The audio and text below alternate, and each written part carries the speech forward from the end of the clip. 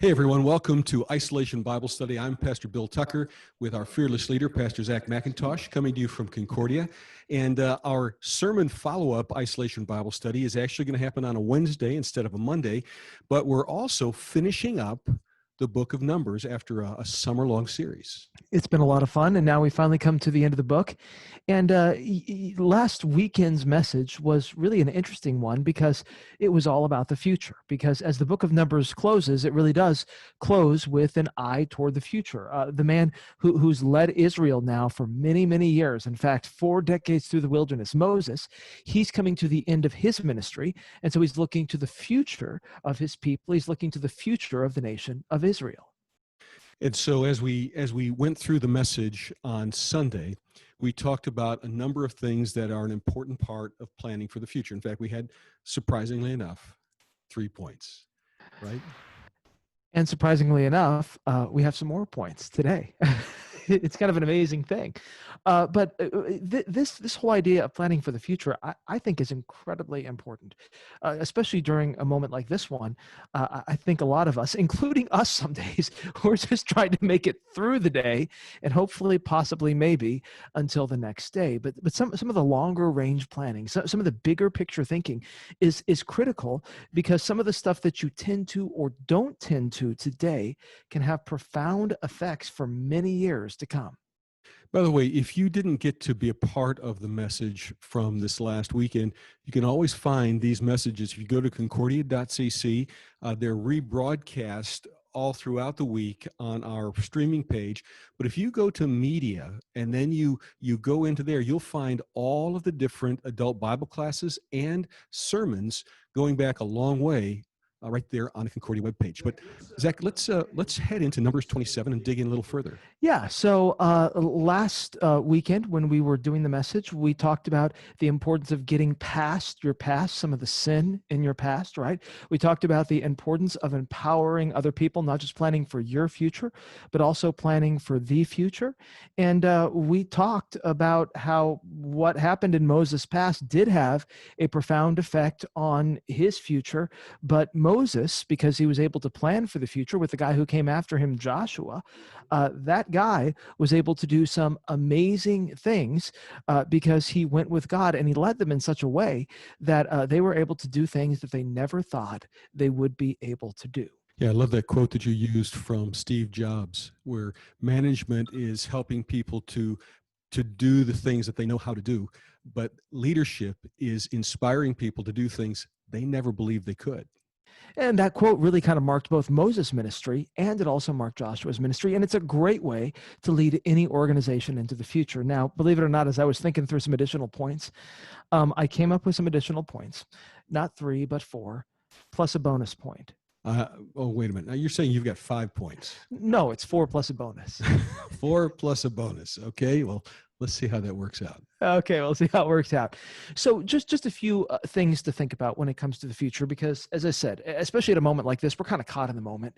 And so some of that bigger picture thinking is critical right now, especially if you're leading anybody, because folks are looking to you, not just to respond to the immediate crisis, but to think through some of the external entailments and how this is going to affect things going forward. And so 4 plus bonus additional point.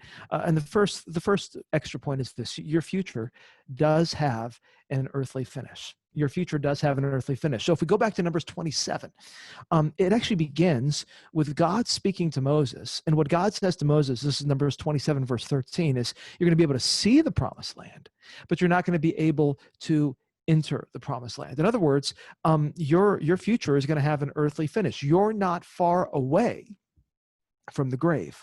Now, I know that's kind of morbid to think about.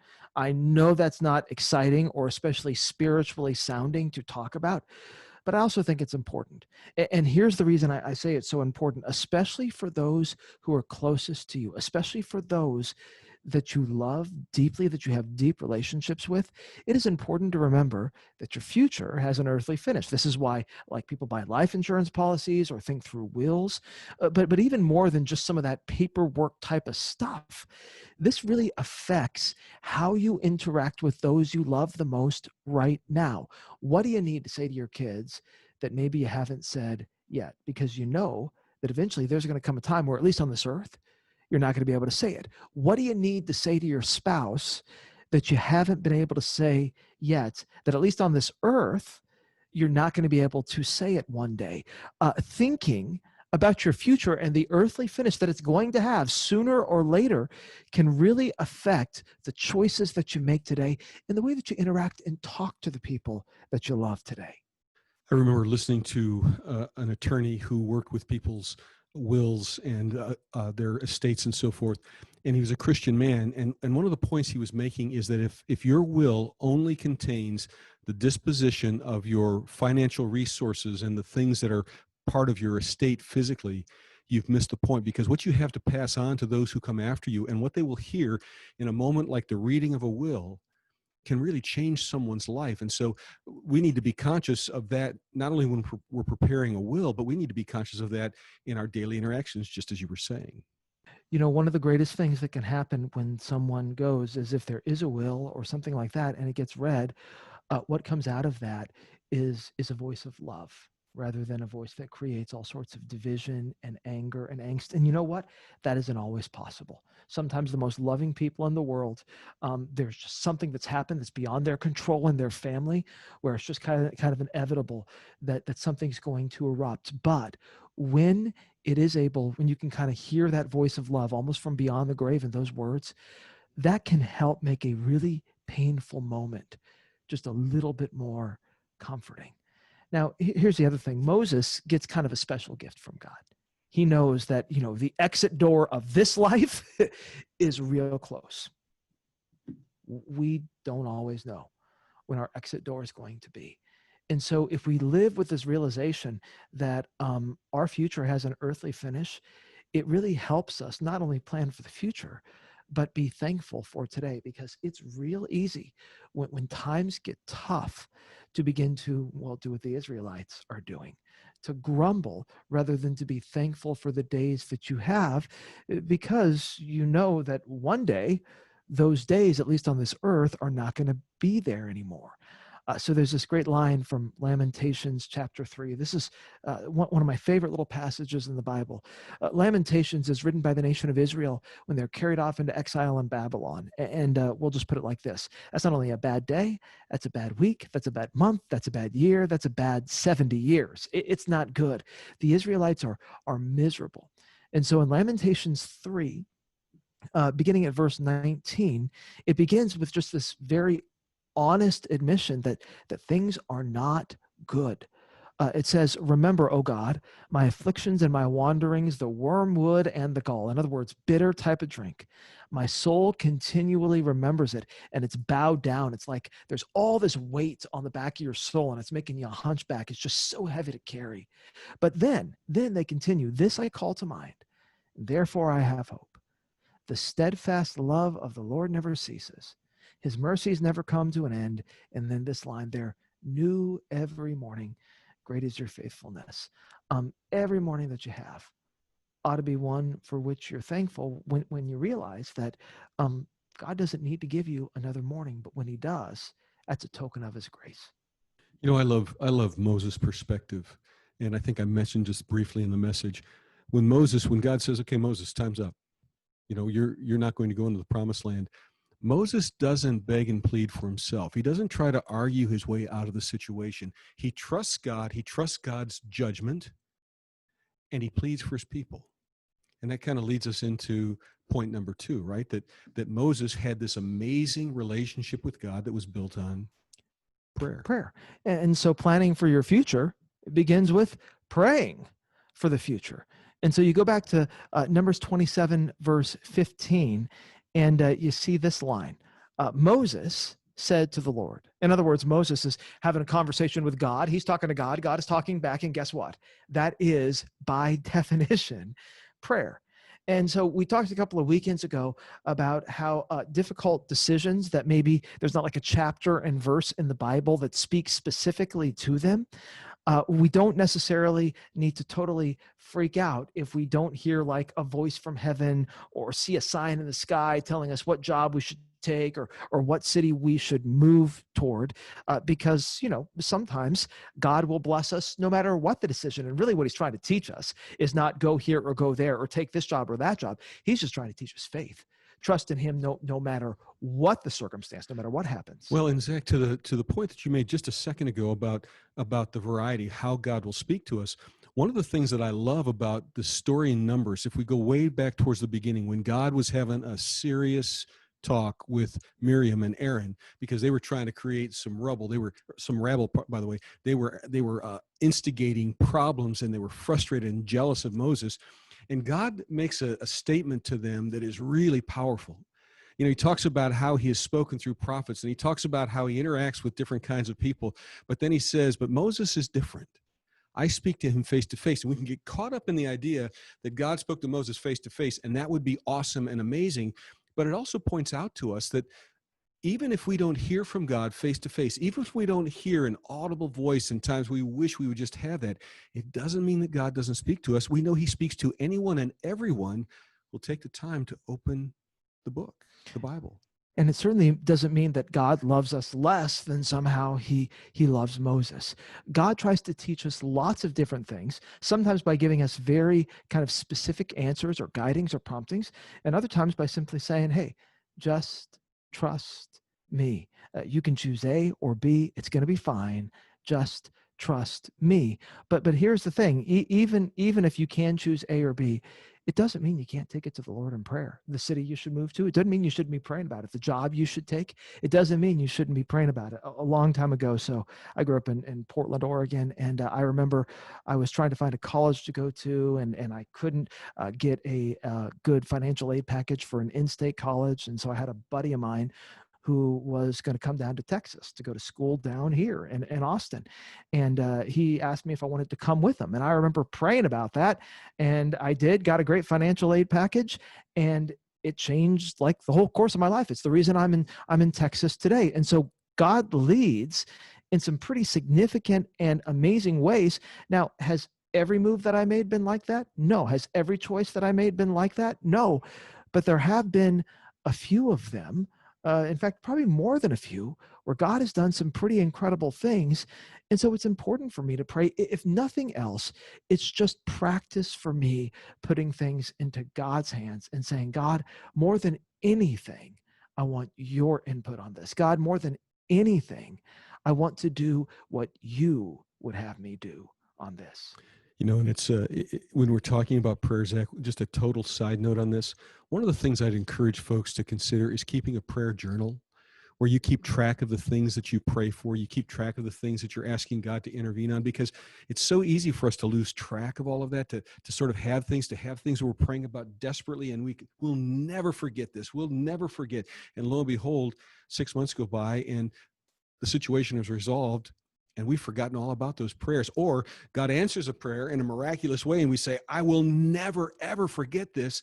And lo and behold, 6 months goes by, and we don't remember it anymore. And so keeping that prayer journal is an amazing tool to strengthen our own faith through this gift of prayer. We talk about it all the time. It's how we can begin to see the track record that God has with us. And so some of it isn't even God not answering. It's us not remembering. Now, this actually leads us to our next point, because this actually goes to the heart of a really important difference that I really want to make sure we make clear. There is a difference. There's a big difference, a massive difference between planning and worrying. And sometimes people can be. Sometimes they're really closely related.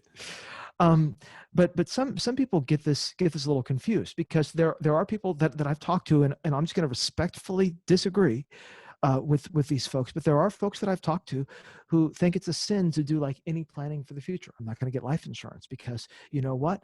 I think that's just me worrying about the future. I'm not going to come up with a plan for my career or a plan for my family because that's just me, trying to control the future. Here's what planning means, at least in my mind. Planning means that you expect God to have a hand in the future. And so you seek his will, and then you plan accordingly. Okay. Worrying is when you don't expect God to have a hand in the future. So you're just convinced that everything is going to fall apart unless you fret and lose sleep over it and try to control it. Planning is God in your future. Worrying is your future without God.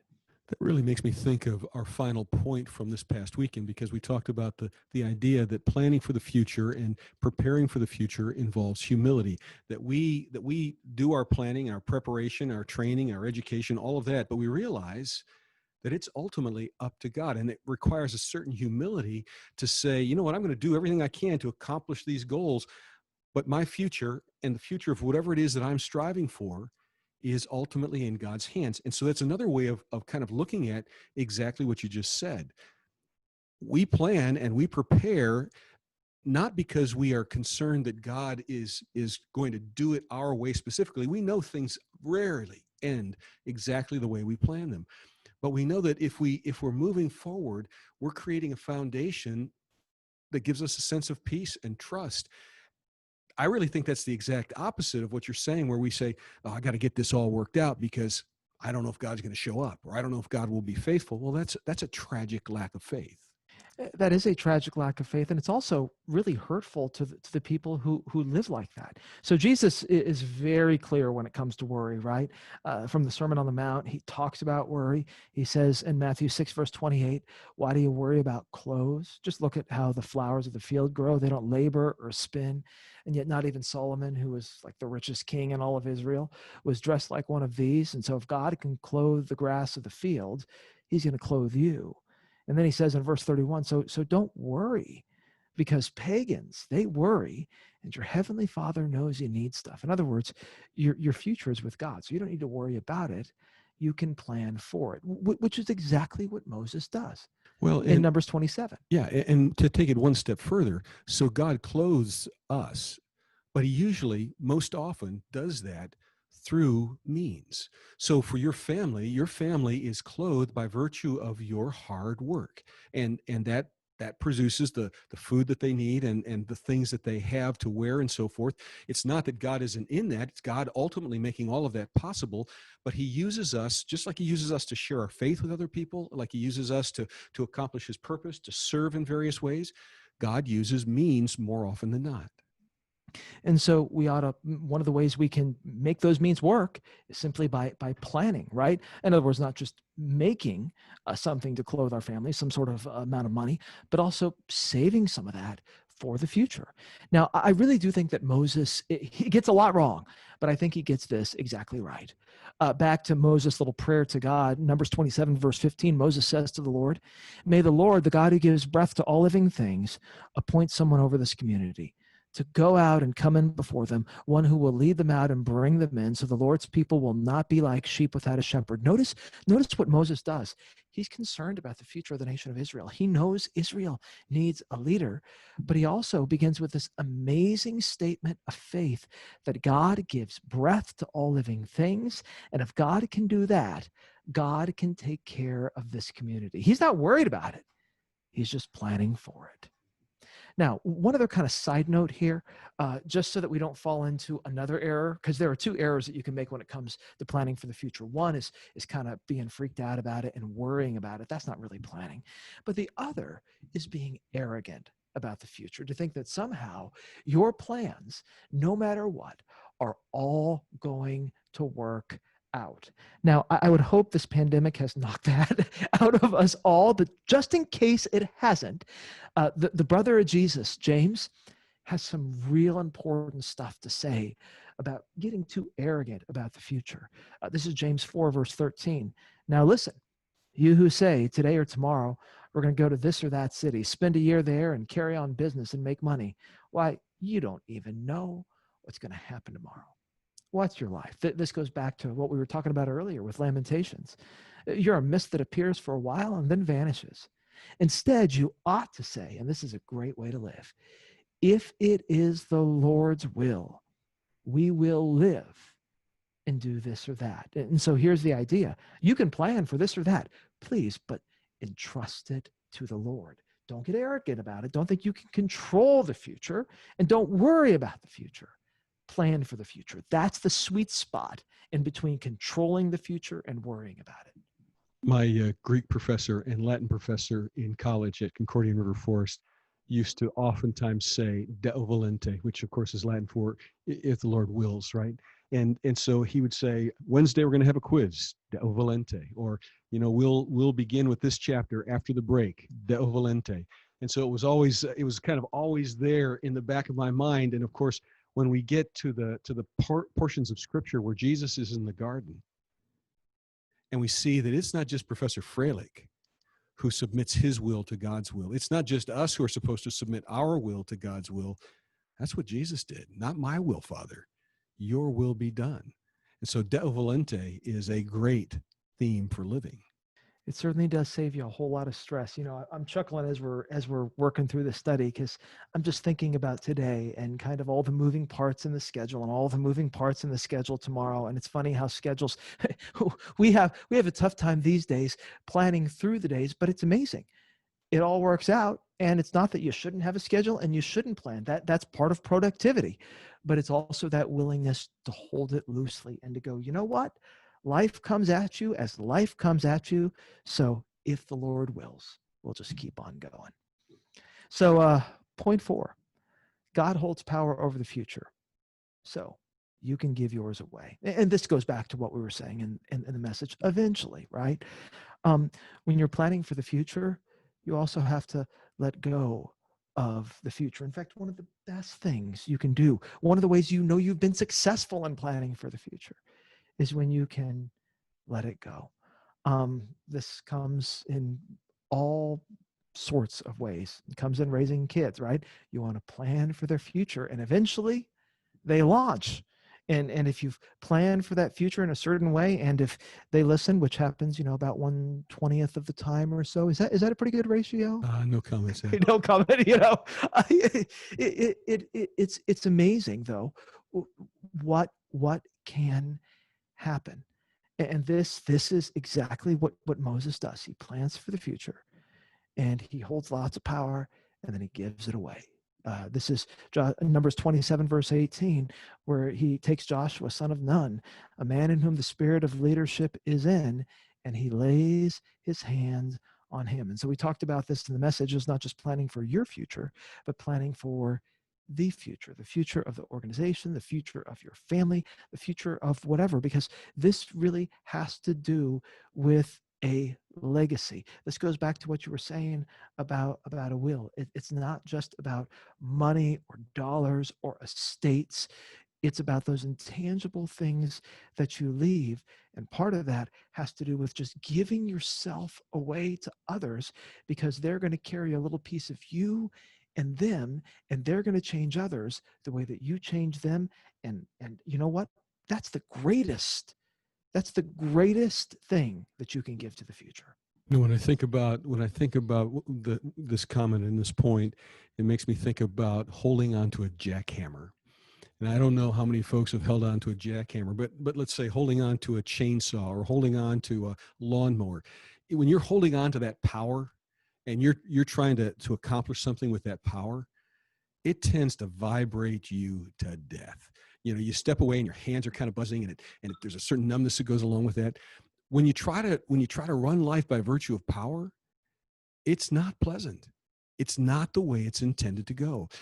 But when we use grace and mercy, when we are peaceful, things work differently. And so the willingness to hold the future lightly, to hold power lightly, that's a really important thing. So believe it or not, but we just made it through all 4 of those points. So we're tied 2-2. 2-2. And now we have to go into overtime. It's kind of what you're telling me. Now we got to go into overtime. Yeah. You know what? I still think we're in time, but this is what I just want to make sure that folks get a real clear picture on. So we talked at the very beginning that, our futures, right? They have an earthly finish. Now, if you want a future beyond that earthly finish, to have kind of an ultimate future, you need Jesus. You need Jesus. Now, one of the reasons the story is so incredibly important is not just because it gives us practical principles for planning for the future. It does that, but it does so much more than that. So the story ends with Moses handing things off to Joshua, and Joshua has a mission. which is to lead the children of Israel into the promised land, a land that God has promised them. Now, if you fast forward, you begin to realize that this is all kind of a shadow of something that is to come. There is another promised land. There is another Joshua. In fact, the old if you just trace it through the Hebrew, Joshua is Yeshua, which comes into the Greek language, which is the language of the New Testament, as Jesus, which we translate as Jesus. In other words, there is another Joshua, another Yeshua, who will lead us into the promised land, and he has come, and he still is to come. And so one of the greatest things that we can do is just look to him to take care of that future, because I'm sure that there are things that when we kind of get to the end of our life and we realize kind of how things are going to unfold, we're going to look back and we're going to say, I did that right. There are going to be other things that we look back at and we go, what was I thinking? And it's for those moments and for those regrets, for those mistakes, for those little pieces of us that we're going to leave for the future that, quite frankly, aren't all that great, and that we kind of wish that everybody would just throw away and just keep the good ones, that we need the one who can even make the ways that we've messed up the future right and perfect. We need Jesus, because he holds something way beyond any future that we can leave for somebody else. He holds a future that lasts for eternity. So, I was gonna maybe cut your bonus point, but since you ended with Jesus, I guess we better keep it. Great study, Zach. Great study today. Thank you. This is Isolation Bible Study. We're glad that you have been with us. By the way, we are worshiping in person. I love how the numbers are growing each week, and the registration to worship online. If you're going to worship in person, if you're going to worship in person, we need you to register so we make sure we've got enough space and so forth, and can attend to overflow or add services. But you can do that by going to Concordia.cc, and there's right on that very front banner, there's always a place to register online. It just takes a couple of minutes, but we'd love to have you come and join us. It's safe. It's wonderful. It's so good to be with people, to hear voices when we say the Apostles' Creed or when we're singing, and we'll be sharing God's word. So we look forward to having you with us, and we will look forward to being with you again on Friday for Isolation Bible Study. For now, God bless you. Have a great day.